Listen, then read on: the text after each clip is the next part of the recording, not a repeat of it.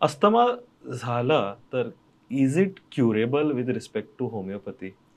Asthma म्हणजेच allergic bronchitis, हं, ज्याच्यामध्ये आपल्या श्वासनलिकांचा दाह होऊन त्याच्यामध्ये हं, त्या आकुंचन पावतात, म्हणजे कॉन्ट्रॅक्ट होतात हं, श्वासनलिका ज्या आहेत. तो श्वास पूर्णतः छातीमध्ये पोचत नाही, फुफ्फुसांमध्ये पोचत नाही, हं. ब्लडमधनं ऑक्सिजन कॅरिंग होत करेक्ट. नाही आणि त्याच्यामुळे तो जीवाला धोका होऊ शकतो. हं, तर हा जो आहे पहिल्या स्टेजमध्ये, दुसऱ्या स्टेजमध्ये हा सस्टेनेबल होतो, की हं, पंप घेतला किंवा इन्हेलर्स घेतले, हं, काही वेळेला स्टिरॉइड्स दिले जातात. स्टिरॉइड्सनं काय होतं, की तो एक प्लॅट्यूमध्ये येऊन थांबतो, हं. की तिथं तो स्टॉप होतो, तेवढ्यापुरता स्टॉप होतो. ते स्टिरॉइड्स खरं कायम घेत राहायला पाहिजेत. जे ओके. इन्हेलर्स आहेत, ते हां. पण स्टिरॉइड पंप्सच असतात. ते हं, काही दुसरं औषध नसतं. ब्रॉन्कोडायलेटर्स असतात काही ठराविक हं, प्रमाणामध्ये, पण the end product is a steroid हं. ओन्ली.